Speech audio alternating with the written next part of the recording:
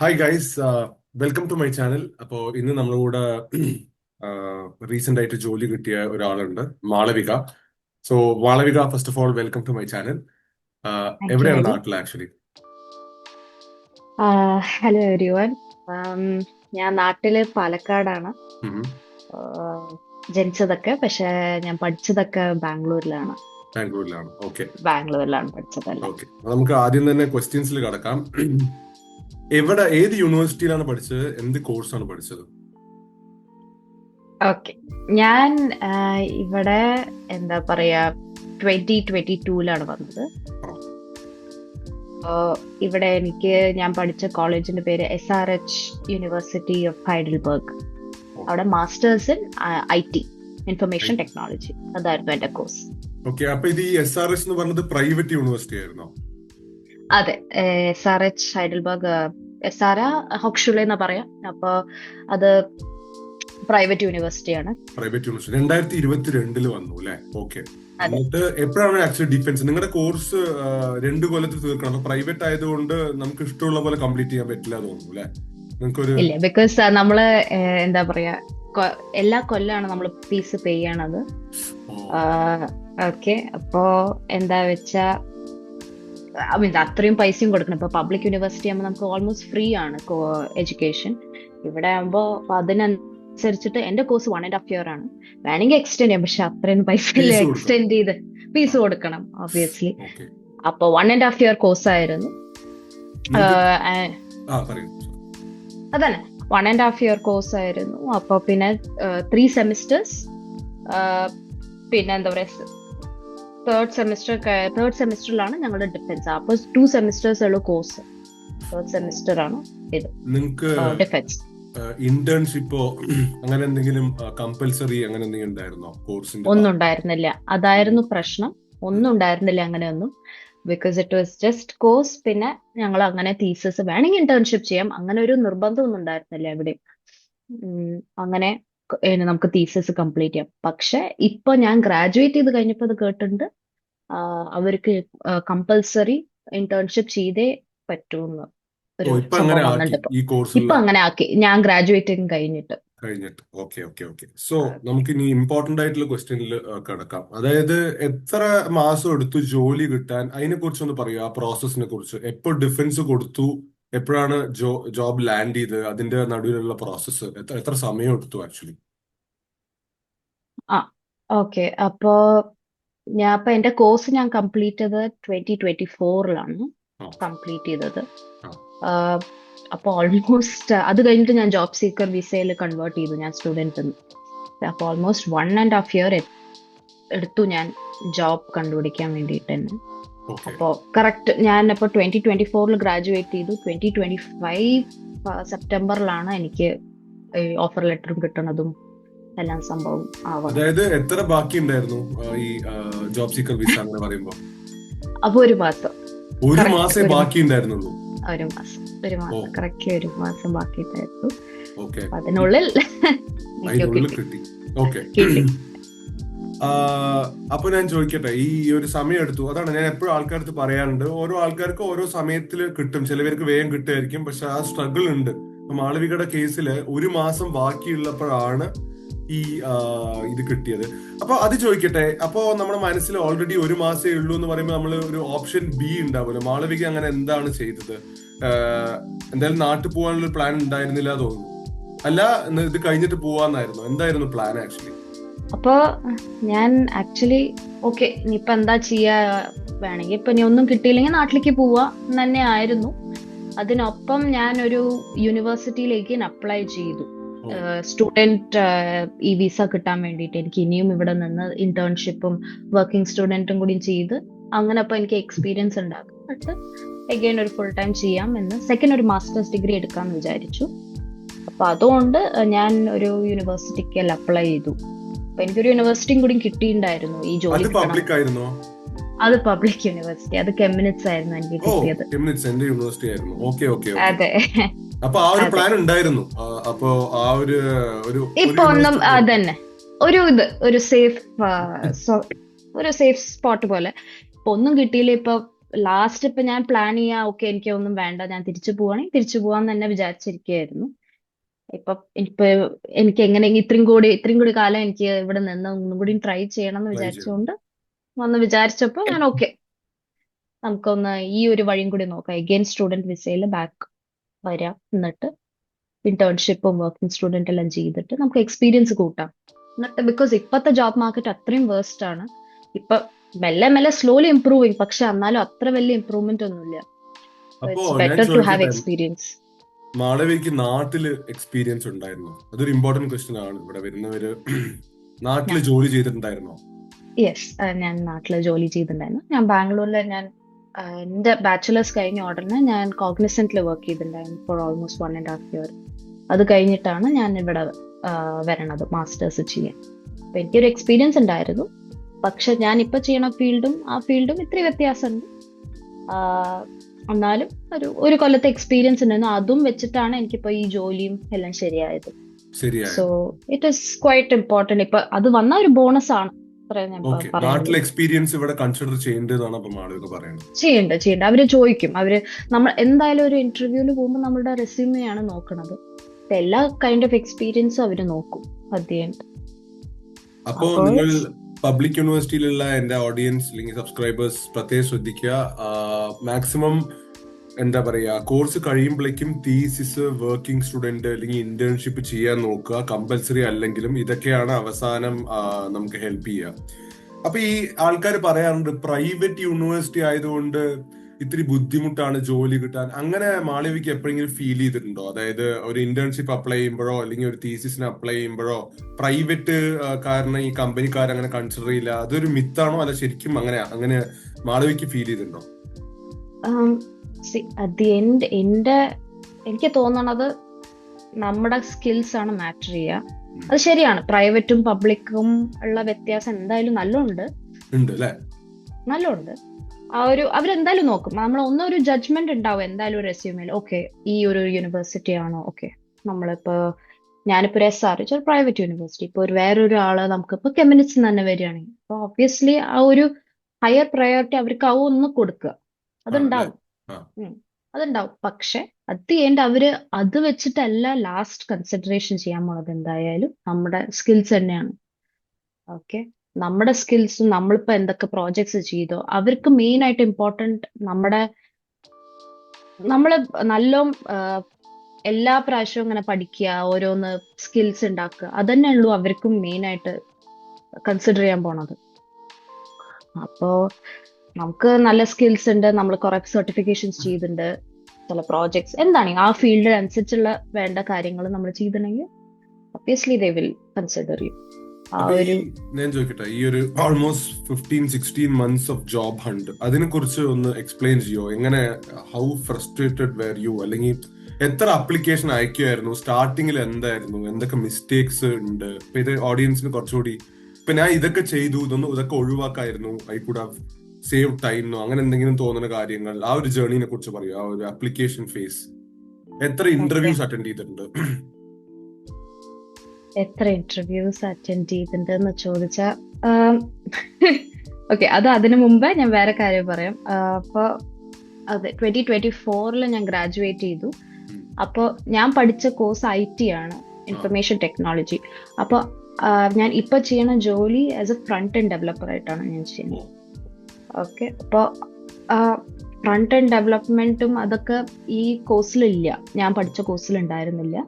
ഞാൻ തന്നെ പഠിച്ചതാണ്. തന്നെ എനിക്ക് ഈ ഫീൽഡിൽ കിട്ടണം എന്ന് വിചാരിച്ചിട്ട് തന്നെയാണ് ഞാൻ ഈ സ്കില്ല് പഠിച്ചതും പ്രോജക്ട്സ് ഉണ്ടാക്കിയതും അങ്ങനെയൊക്കെ. അപ്പോ സ്ട്രഗിൾ നല്ല ഉണ്ടായിരുന്നു. 1.5 കൊല്ലം എന്താ പറയാ, രാവിലെ രാത്രി കുറെ അപ്ലൈ ചെയ്തു. പിന്നെ ഒരു ചില ഫേസിൽ നമുക്ക് മതിയാവും, ഇപ്പൊ അപ്ലൈ ചെയ്യാനേ തോന്നില്ല, അപ്പൊ അതിന്റെ കുറെ ഗിൽട്ട് ഉണ്ടാവും. അങ്ങനൊക്കെ ഉള്ള പ്രശ്നങ്ങളെല്ലാം ഉണ്ടായിരുന്നു. പിന്നെ എത്ര അപ്ലിക്കേഷൻസ് ചോദിച്ചാൽ പെർ ഡേ ചിലപ്പോ ഞാൻ ആദ്യമല്ല ഇത്രയും നല്ല കൺസിസ്റ്റന്റ് ആയിരുന്നു ഞാൻ. 30 അപ്ലിക്കേഷൻസ് ചെയ്യാം, ഓരോരോ വെബ്സൈറ്റ്, നമ്മുടെ ഇപ്പൊ സ്റ്റെപ്പ് സ്റ്റോൺ ആണെങ്കിൽ ലിങ്ക്ഡിൻ ആണെങ്കിലൊക്കെ. പിന്നെ നമുക്ക് ചിലപ്പോ ഒരു എക്സോഷൻ ആവും. അപ്പൊ എനിക്ക് മതിയായി. അപ്പൊ ഒരു ചിലപ്പോ എല്ലാം ഞാൻ ചിലപ്പോ 10 ഉണ്ടാവുള്ളൂ. അതൊക്കെ അങ്ങനെ ഒരു ഫേസ് ആയിരുന്നു, ഓരോ നമുക്ക് തോന്നുമ്പോ എല്ലാം.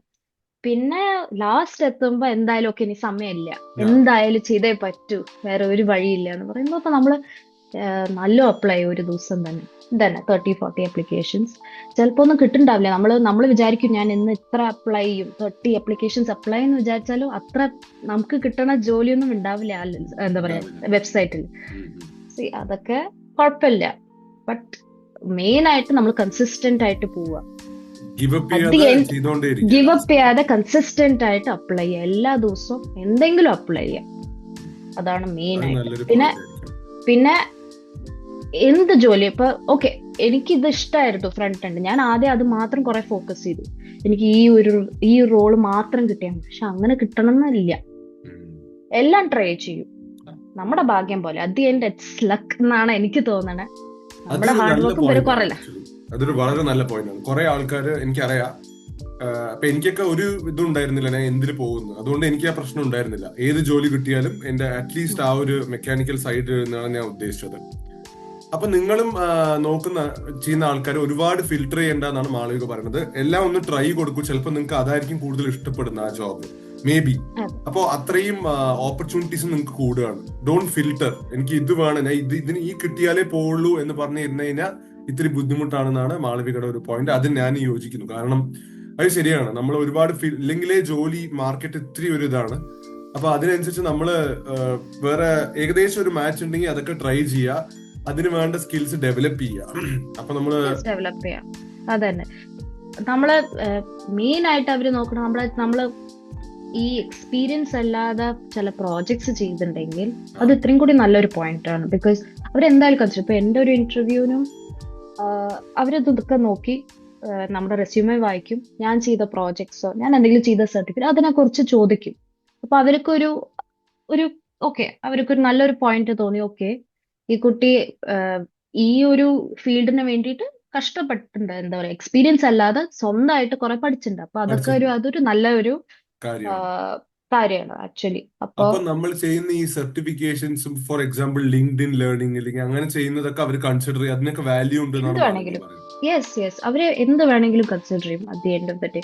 ഇപ്പൊ again depends on each field. ആ, അപ്പൊ ഞാനിപ്പോ പോണ ഈ ഫീൽഡിൽ അപ്പൊ അവര് അത്രേ നോക്കിയുള്ളൂ. അവര് നോക്കി ഓക്കെ ഞാൻ ഇത്ര പ്രോജക്ട്സ് ചെയ്തിട്ടുണ്ട്, ഞാനിപ്പോ ഇത്ര ഗിറ്റ് ഹബില് പോസ്റ്റ് ചെയ്തിട്ടുണ്ടെങ്കിൽ അപ്പൊ അവര് ഓക്കെ ഇതെന്താ ചെയ്തേ, ഇതിലെന്താണ് സ്റ്റാക്ക് ടൂൾസ് എന്തായിരുന്നു, അതൊക്കെ അവരുടെ അനുസരിച്ചിട്ടുള്ള ക്വസ്റ്റ്യൻസ് ചോദിക്കും.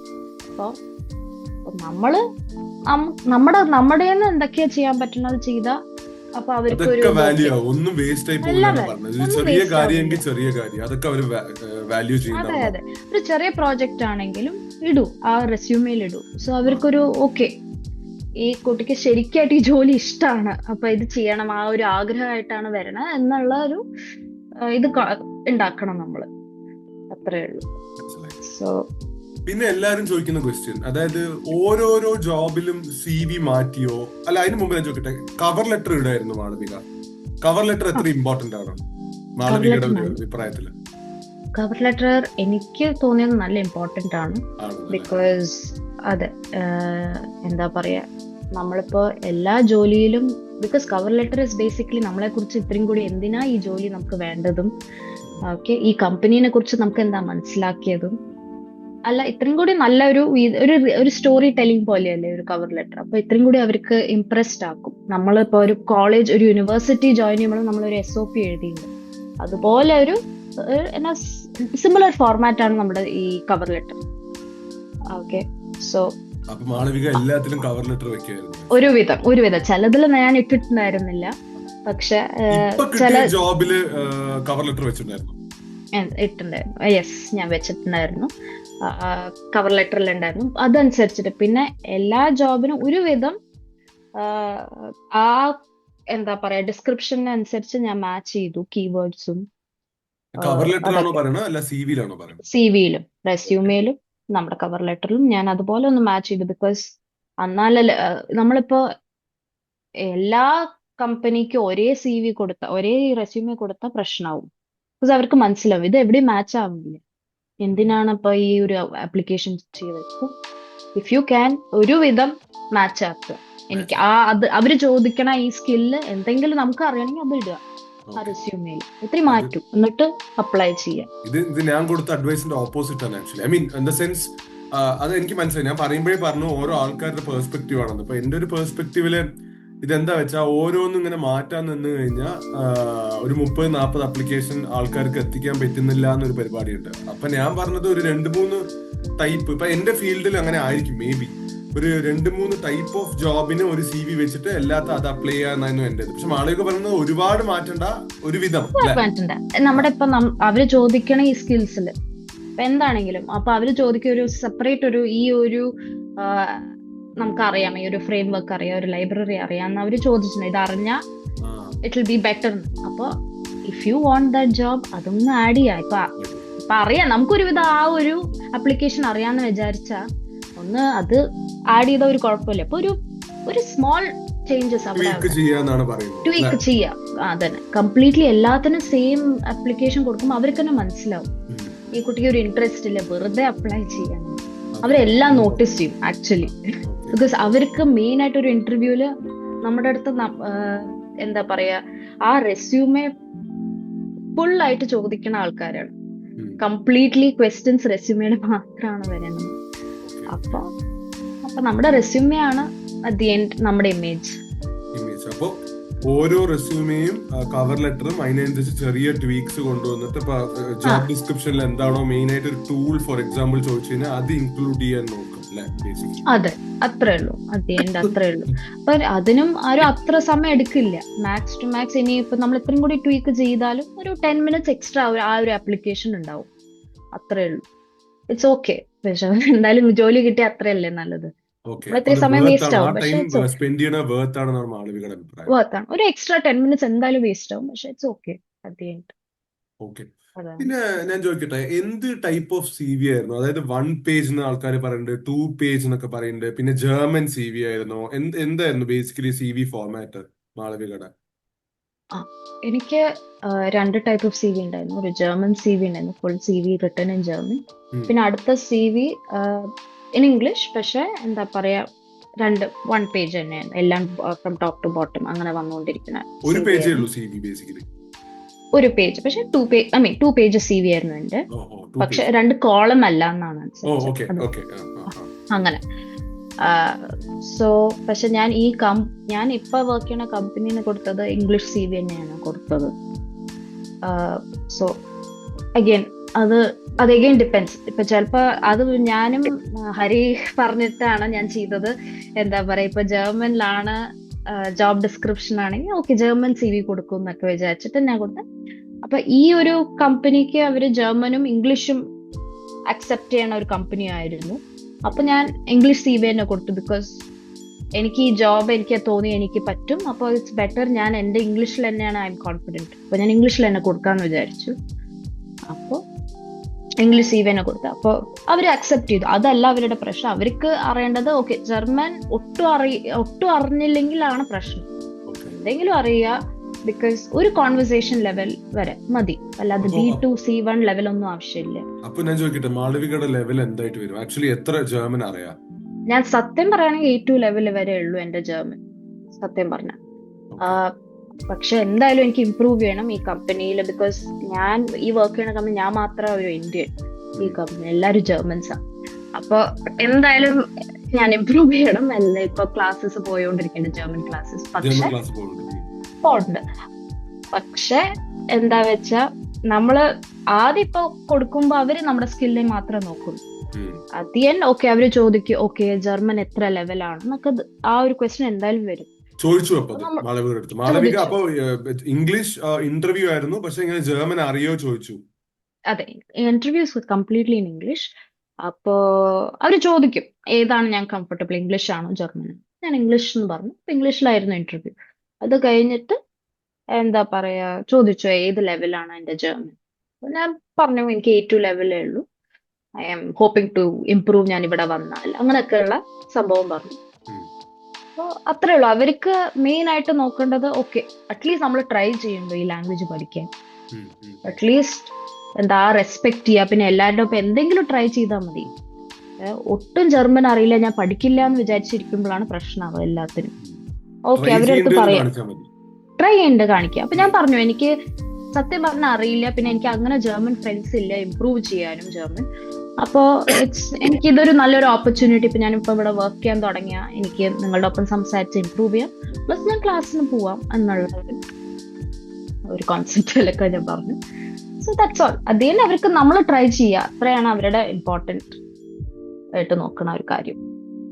ഓക്കെ, അപ്പൊ ഈ ഒരു ലോങ് ജേർണിയിൽ, അതായത് ഞാൻ ഇതൊക്കെ ചെയ്തത് എനിക്ക് ഭയങ്കര ഇമ്പോർട്ടന്റ് ആയി തോന്നിന്ന് അങ്ങനെ വല്ല പോയിന്റ്സ് ഉണ്ടോ ആലോചിച്ച് നോക്കുമ്പോൾ? ഞാൻ ഇതൊക്കെ ചെയ്തു, മേ ബി ഇതൊക്കെ കൊണ്ടായിരിക്കും. നമുക്ക് ഒരിക്കലും പിൻ പോയിന്റ് ചെയ്യാൻ പറ്റില്ല ഇതുകൊണ്ട് എനിക്ക് ജോലി കിട്ടിയെന്ന്. പക്ഷെ ഇപ്പൊ ഞാൻ ആലോചിച്ച് നോക്കുമ്പോ ഇതൊക്കെ ഞാൻ ചെയ്തത് നന്നായി എന്ന് തോന്നുന്ന കുറച്ച് പോയിന്റ്സ് ഉണ്ടോ? അപ്പൊ നമ്മുടെ സബ്സ്ക്രൈബേഴ്സിന് അത് എടുക്കാൻ they can apply as well. Okay, അങ്ങനെ ഇപ്പൊ എനിക്ക് ആലോചിച്ചപ്പോ കിട്ടുന്നില്ല. പക്ഷെ ബേസിക്കലി കൺസിസ്റ്റന്റ് ആയിട്ടിരിക്കുക, ഡോണ്ട് ഗിവ് അപ്പ്, അത്രേ എനിക്ക് മാളവിക പറയാനുള്ളൂ. പറഞ്ഞൊരു പോയിന്റ് ഞാൻ ഇപ്പൊ ഓർക്കുന്നു. അതായത് ചെറിയ പ്രൊജക്ട് ആണെച്ചാലും ഇങ്ങനെ കോഴ്സസ് ആണെച്ചാലും അതൊക്കെ വാല്യൂബിൾ ആണ് എന്ന് മാളവിക പറഞ്ഞു.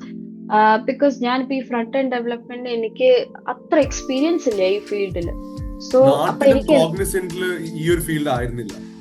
ഈ ഒരു ഫീൽഡ് തന്നെ completely in I T different field ആയിരുന്നു. ഓ, അപ്പൊ ഞാൻ ഫ്രണ്ട് എൻഡ് ആയിരുന്നില്ല. അപ്പൊ എനിക്ക് ഇപ്പൊ ഈ ഫീൽഡിൽ ഇപ്പൊ ജോലി ചെയ്യണമെങ്കിൽ എനിക്ക് എന്തെങ്കിലും നല്ലൊരു എക്സ്പീരിയൻസ് കാണിക്കണം. ഓക്കെ, അപ്പൊ ഞാൻ പ്രോജക്ട്സ് ചെയ്തിട്ടുണ്ട്. അപ്പൊ ആ പ്രോജക്ട്സും പിന്നെ ഗിറ്റ്ഹബില് കുറെ ചിലത് ഞാൻ പബ്ലിഷ് ചെയ്തു. അപ്പൊ അതൊക്കെ കാണിക്കുമ്പോൾ അവർക്ക് തന്നെ മനസ്സിലാവും. ഓക്കെ, പിന്നെ നമ്മൾ സത്യം പറയാ എല്ലാവരുടെയും. ഞാൻ പറഞ്ഞു ഞാനൊരു ജൂനിയർ ഡെവലപ്പറാണ്, എനിക്ക് ആദ്യമായിട്ടാണ് എന്നൊക്കെല്ലാം പറയുമ്പോൾ അവർക്ക് തന്നെ ആ ഒരു ഓണസ്റ്റിയാണ് മെയിൻ ആയിട്ട് അതൊരു നല്ല എല്ലാത്തിനും. പോയിന്റ് ആണ്. അതായത് സിവിയിൽ നമ്മൾ എന്ത് എഴുതി കഴിഞ്ഞാലും ഒരുവിധം എന്താ പറയാ, ഇന്റർവ്യൂയുടെ ടൈമില് ഓണസ്റ്റ് ആയിരിക്കാൻ നോക്കുക. അത് അവർക്ക് ഇഷ്ടപ്പെടുന്നതാണ്. ഓണസ്റ്റ് അത് എനിക്കും ആയിട്ടിരിക്കുക, അത് തോന്നിയിട്ടുണ്ട്. അതെ, just be honest. Because okay, നമ്മൾ എഴുതിയിട്ടുണ്ടാവും ചിലതൊക്കെ ഇത്രയും ചിലപ്പോൾ നമ്മൾ എക്സ്ട്രാ ആയിട്ട് സിവിയിൽ ATS ആഡ് പിടിക്കാൻ ചെയ്തിട്ടുണ്ടാവും, വേണ്ടിട്ട് നമ്മൾ തള്ളിയിട്ടുണ്ടാവും. ശരിയാ. അത് ആ, കുഴപ്പമില്ല. ആ, പക്ഷെ നമ്മൾ പറയാ, ഓക്കെ, അവര് ചോദിക്കും അപ്പൊ ഇതറിയോ, ഈ സ്കിൽ അറിയോ, അതൊക്കെ ചോദിക്കും. അപ്പൊ നമ്മൾ പറയാം എനിക്ക് ഇതറിയാം പക്ഷെ എനിക്ക് ഇത്ര അറിയില്ല. അത് it's okay, what ever you feel like, B confident and honest ആയിട്ട് റിപ്ലൈ ചെയ്യുക. ബിക്കോസ് അവരിതൊക്കെ എല്ലാ കാര്യങ്ങളും അവർ നോട്ടീസ് ചെയ്യും. നമ്മളിപ്പോ എന്തെങ്കിലും പറയാം ഇന്റർവ്യൂവിൽ, ഇപ്പൊ നമ്മൾ എനിക്കിത് അറിയാമോ, എനിക്ക് നന്നായിട്ട് അറിയാം എന്നൊക്കെ പറഞ്ഞിട്ട് നമ്മൾ ജോലി ചെയ്യാൻ തുടങ്ങുമ്പോഴാണ് അവർ നോട്ടീസ് ചെയ്യുക. Okay, so be careful every time, be honest, it's okay. അവർക്ക് അതാണ് മെയിൻ. ഒരാൾക്കും എല്ലാം അറിയേണ്ട ആവശ്യമൊന്നുമില്ല, അവർക്കും കുറെയൊന്നും അറിയില്ല. നല്ല അവരുടെ point. അതന്നെ, അവർക്ക് ആകെ നോക്കുന്നത് ഓക്കെ അറ്റ്ലീസ്റ്റ് ട്രൈ ചെയ്യുന്നുണ്ടോ, ഒരു ബേസിക് ഐഡിയ ഉണ്ടോ, ഈ ഒരു whatever skill we want, no, ഒരു ബേസിക് ഐഡിയ ഉണ്ടെങ്കിൽ മതി. പിന്നെ ബാക്കി നമ്മൾ ഇംപ്രൂവ് ചെയ്യാം, അത്രേ ഉള്ളൂ. ആ ഒരു കാര്യം പറഞ്ഞപ്പോഴാണ് ഐ തിങ്ക് ആറ്റിറ്റ്യൂഡാണ് എല്ലാം ഒരു സംഭവം. കാരണം ഞാനിത് എന്റെ മുമ്പ് ചാനലിൽ പറഞ്ഞത്, എന്റെ ആൽസ്റ്റോം ഇന്റർവ്യൂ കഴിഞ്ഞത് എനിക്ക് അങ്ങനെ ഭയങ്കര സ്പെഷ്യൽ ആയിട്ടൊന്നും തോന്നിയില്ല. സാധാ ഒരു ഇന്റർവ്യൂ കൊടുത്ത പോലെ എനിക്ക് തോന്നിയിട്ടുണ്ടായിരുന്നു പേഴ്സണലി. അപ്പൊ അത് ഇപ്പൊ ഞാൻ ആലോചിക്കുമ്പോ എന്ത് കണ്ടിട്ടാണ് എടുത്തത് വെച്ചാൽ may be your attitude towards വർക്കിൽ എത്ര ഇൻട്രസ്റ്റഡ് ആണ് നമ്മൾ കാണിക്കുന്നത്, ആ ഒരു ആറ്റിറ്റ്യൂഡ് അവര് ചെയ്യും. അപ്പൊ അത് എനിക്ക് തോന്നുന്നു നമ്മളെ എല്ലാ സ്കിൽസിനെ കാട്ടിലും ഇമ്പോർട്ടന്റ് ആണ്. നമ്മൾ വർക്കിൽ പോകുമ്പോൾ എങ്ങനെ ആൾക്കാരോട് സംസാരിക്കുന്നു, ആ ഒരു വർക്കിലുള്ള നമ്മുടെ ആറ്റിറ്റ്യൂഡ് എന്താണ്, ആ ഒരു അപ്രോച്ച് എന്താണ്, അത് ഭയങ്കര ഇമ്പോർട്ടന്റ് ആയിട്ട് അവർ നോക്കുന്നതാണ് എനിക്ക് തോന്നിയത് പേഴ്സണലി. നമ്മള് സിവിയില് 10 വർഷം 15 വർഷം എക്സ്പീരിയൻസ് മാത്രമല്ല, നമ്മൾ എങ്ങനെ ബിഹേവ് ചെയ്യുന്നു, അല്ലെങ്കിൽ എങ്ങനെ എത്ര ഇൻട്രസ്റ്റഡ് ആണ്. എസ്പെഷ്യലി നമ്മൾ എക്സ്പീരിയൻസ് ഇല്ലാത്തപ്പോ എന്ത് വെച്ച് അവർ മെഷർ ചെയ്യും, ഇങ്ങനത്തെ കുറച്ച് കാര്യങ്ങളല്ലേ ഉള്ളൂ ആക്ച്വലി. അപ്പോ ആറ്റിറ്റ്യൂഡ്. അപ്പൊ ഞാൻ ചോദിക്കട്ടെ, ഈ ഇന്റർവ്യൂവിനെ കുറിച്ച് കുറച്ച് നമുക്ക് സംസാരിക്കാം. അതായത് എത്ര റൗണ്ട് ഉണ്ടായിരുന്നു ഇന്റർവ്യൂ ആക്ച്വലി? അപ്പൊ ഈ ഇന്റർവ്യൂ എനിക്ക് എങ്ങനെയാന്ന് വെച്ചാൽ, ഞാൻ സ്റ്റെപ്പ് സ്റ്റോൺ വഴിയാണ് ഈ ജോബ് അഡ്വർടൈസ്മെന്റ് കണ്ടത്. പിന്നെ അപ്പൊ അപ്ലൈ ചെയ്തു. അപ്പൊ അതിനൊപ്പം തന്നെ അവർക്ക് അടുത്ത ദിവസം എനിക്കൊരു മെയിൽ വന്നു, എന്താ പറയാ, ഒരു കോഡിംഗ് റൗണ്ട് ആയിരുന്നു അത്. ഞാനൊരു സ്പെസിഫിക് പ്രോഡക്റ്റ് ഞാൻ കോഡ് ചെയ്തിട്ട് അവർക്ക് ഗിറ്റ്ഹബ് വഴി ഡിപ്ലോയ് ചെയ്ത് അയക്കണം, അങ്ങനെയായിരുന്നു. അപ്പോ അത് ചെയ്തു. പിന്നെ അവർക്ക് ഒരു ടൈം ലൈൻ തന്നു, നിങ്ങൾക്കൊരു 2 ദിവസം ഉണ്ട്, ഈ 2 ദിവസത്തിൽ നമ്മൾ സബ്മിറ്റ് ചെയ്യണം എന്നൊക്കെ. സോ അത് എല്ലാവർക്കും കിട്ടണം. നമ്മൾ അപ്ലൈ ചെയ്ത ഉടനെ ആ ഒരു മെയിൽ വരും, കോഡിംഗ് റൗണ്ട് ചെയ്യണം, അത്രേ ഉള്ളൂ. അതൊരു സെയിം റൗണ്ട് ആണ്, അപ്പൊ എല്ലാവർക്കും അത് കിട്ടും. അങ്ങനെ കോഡിങ്ങും ചെയ്തു. കോഡിങ് ചെയ്ത് കഴിഞ്ഞ് within I think after 1 week ഒരു മെയിൽ വന്നു, എപ്പോഴാണ് ഫ്രീ, ഞങ്ങളൊരു സ്ക്രീനിങ് റൗണ്ട്, അതായിരുന്നു ഫസ്റ്റ് റൗണ്ട്. അപ്പോൾ പിന്നെ സ്ക്രീനിങ് റൗണ്ട് ഉണ്ടായിരുന്നു, നമ്മളെ കുറിച്ച് ചോദിക്കൽ, എവിടെയായിരുന്നു, എന്താണ്, ഒരു ഓവറോൾ സിവിനെ കുറിച്ച് ഒരു 10 minutes കോൾ ഉണ്ടായിരുന്നുള്ളൂ, 10 to 15 minutes. Normal call, audio call. അപ്പൊ അത്രേ ചോദിക്കുന്നു, നമ്മളെ ടെക്നിക്കൽ ആയിട്ടുള്ള റൗണ്ട് ഒന്നുമില്ല, നമ്മളെ കുറിച്ച് ചോദിക്കൽ. പിന്നെ ഇപ്പൊ ഈ ജോലി കിട്ടി അങ്ങോട്ട് മാറാൻ പറ്റുമോ, is it okay for you to travel എന്നുള്ള അങ്ങനത്തെ ക്വസ്റ്റ്യൻസ്. പിന്നെ അത് കഴിഞ്ഞിട്ട് അവര് പറഞ്ഞു okay will get back to you, ഞങ്ങൾക്ക് ഇൻട്രസ്റ്റ് ആണെങ്കിൽ അടുത്ത റൗണ്ട് ഡീറ്റെയിൽസ് ഇങ്ങോട്ട് വരണം, ഓഫീസിലേക്ക് വന്നിട്ടാണ് അടുത്ത റൗണ്ട് എന്നൊക്കെ പറഞ്ഞു. ഓക്കെ, പിന്നെ ഐ തിങ്ക് ആഫ്റ്റർ 2 days അവര് മെയിൽ അയച്ചു, okay you are selected for the next round. അപ്പോ അവര് എന്താ പറയാ ഓഫീസിന്റെ അഡ്രസ് ഒക്കെ തന്നു, ഇവിടെയാണ് അടുത്ത round, another 2 hours set of round ഉണ്ട്. അപ്പൊ എന്നൊക്കെ പറഞ്ഞു. അത് കഴിഞ്ഞിട്ട് അതന്നെ ഓഫീസിലും 3 rounds ഉണ്ടായിരുന്നു. ആദ്യം ഒരു പോയിട്ടും 3 റൗണ്ട് ഉണ്ടായിരുന്നു അവിടെ. അവര് ആ 2 hours 3 റൗണ്ട് അങ്ങോട്ട് കമ്പൈൻ ചെയ്തു. ഫസ്റ്റ് റൗണ്ട് ഇസ് ബേസിക്കലി അവര് എക്സ്പ്ലെയിൻ ചെയ്യാൻ, നമ്മളെ കുറിച്ച് ഒന്നും കൂടി ഒന്ന് അറിയാൻ വേണ്ടിയിട്ട്, ഓക്കെ, ഒരു പേഴ്സണൽ റൗണ്ട് പോലെ. പിന്നെ second round was A technical round. അപ്പൊ അവര് അതിൽ പ്രോപ്പർ ആയിട്ട് എന്റെ റെസ്യൂമെയും ഞാൻ ചെയ്ത പ്രോജക്ട്സിനെ കുറിച്ച് ഇത്രയും കൂടി ഒരു ഡീറ്റെയിൽ ആയിട്ടുള്ള ചോദ്യങ്ങൾ. അപ്പൊ എനിക്ക് തോന്നണ more than anything, if you have what ever you have written in the resume, അതാണ് അവര് മെയിൻ ആയിട്ട് ഫോക്കസ് ചെയ്യാൻ പോണം. അപ്പൊ അത് നന്നായിട്ട് തറവാകണം, നന്നായിട്ട് അറിയണം, ബിക്കോസ് അതിനെ കുറിച്ചാണ് എല്ലാ ചോദ്യങ്ങളും വരാൻ പോണത്. സോ അതായിരുന്നു ടെക്നിക്കൽ റൗണ്ട്. അത് കഴിഞ്ഞിട്ട് സിറ്റുവേഷണൽ റൗണ്ട് പോലത്തെ ഒരു റൗണ്ടാണ്.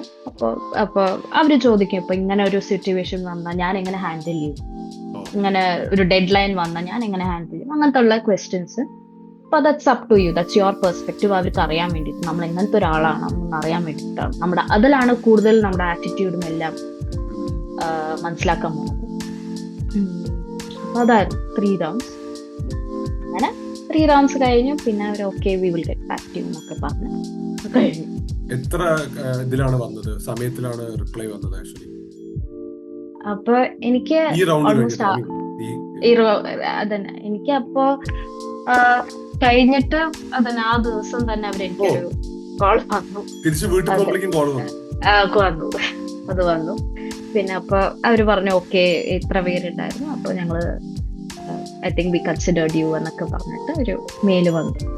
പിന്നെയാണ് അത് കഴിഞ്ഞിട്ട് ഫോർമാലിറ്റീസ്, അതിന്റെ ഫോർമാലിറ്റീസും അങ്ങനെ. Super super. അപ്പോ മാളവിക പറഞ്ഞ കുറച്ച് പോയിന്റ്സ് ഞാൻ ഇവിടെ ഹൈലൈറ്റ് ചെയ്യാൻ ഉദ്ദേശിക്കുകയാണ്. ഇതിപ്പോ IT ഫീൽഡിന്റെ കാര്യം പറഞ്ഞു. മാളവിക നാട്ടിൽ എക്സ്പീരിയൻസ് ഉണ്ട് എന്ന് പറഞ്ഞാലും ഇവിടെ ഇപ്പൊ ചെയ്യുന്ന ജോലിയിൽ എക്സ്പീരിയൻസ് സ്വന്തമായി പഠിച്ച് പ്രോജക്റ്റ് ഒക്കെ ചെയ്ത് അത് കാണിച്ചിട്ട് ചെയ്തതാണ്. റെസ്യൂമെ ഭയങ്കര ഇമ്പോർട്ടന്റ് ആണെന്ന് മാളവിക പറഞ്ഞു. ചെറുതായിട്ട് ഒന്ന് ട്വീക്ക് ചെയ്യണമെന്ന്, ആ ഒരു എക്സ്ട്രാ 10 minutes വേർത്ത് ആണെന്നാണ് അഭിപ്രായം. പിന്നെ കവർ ലെറ്ററും ഇമ്പോർട്ടന്റ് ആണ് അല്ലെ? കവർ ലെറ്റർ നമ്മൾ ഷോക്കേസ് ചെയ്യാനുള്ള ഒരു സംഭവമാണ്. അത് ജനറിക് അല്ലാതെ കുറച്ചുകൂടി പേഴ്സണൽ ആയിട്ട് ആ കമ്പനിയുടെ വാല്യൂസ് മനസ്സിലാക്കി എഴുതാൻ നോക്കുക. പിന്നെന്താണ്, അതേപോലെ ജർമ്മൻ ട്രൈ ചെയ്യുക. തീരെ അറിയില്ല എന്നല്ല. അപ്പൊ മാളവികയുടെ കേസില് പ്രൈവറ്റ് യൂണിവേഴ്സിറ്റി ആണ്, ഇന്റേൺഷിപ്പോ തീസോ ചെയ്തിട്ടില്ല, ജർമ്മൻ A2 ലെവലാണ്. So and 1.5 Kollam almost job hunt ചെയ്തിട്ടാണ് ഈ ഒരു ജോലി കിട്ടിയത്. അപ്പോ ഈ സ്ട്രഗിൾസ് എല്ലാവർക്കും ഉണ്ട്.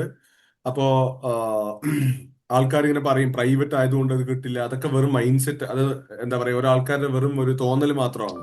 എല്ലാവർക്കും കിട്ടും. But of course you have to be skilled. ഇപ്പൊ മാളവികയുടെ കേസിൽ പ്രൊജക്ട് ഒക്കെ ചെയ്ത് അവിടെ പോയി ഇത്രയും റൗണ്ട് പാസ്സാവുക ഇത്ര ഈസി അല്ല. അപ്പൊ അത് ഞാൻ പറയാലോ. സോ അത് നിങ്ങൾ എടുക്കുക. നിങ്ങൾ സ്വന്തമായി പഠിച്ചിട്ട് അത് ഡെവലപ്പ് ചെയ്യുന്ന ഒരു പരിപാടി തന്നെ ആണ്. നിങ്ങൾ IT ബാക്ക്ഗ്രൗണ്ട് അല്ലെങ്കിൽ കമ്പ്യൂട്ടർ ബാക്ക്ഗ്രൗണ്ട് ആണെങ്കിൽ ഗിറ്റ് ഹബിലൊക്കെ നല്ല പ്രോജക്ട്സ് ഒക്കെ ഷോക്കേസ് ചെയ്യുക.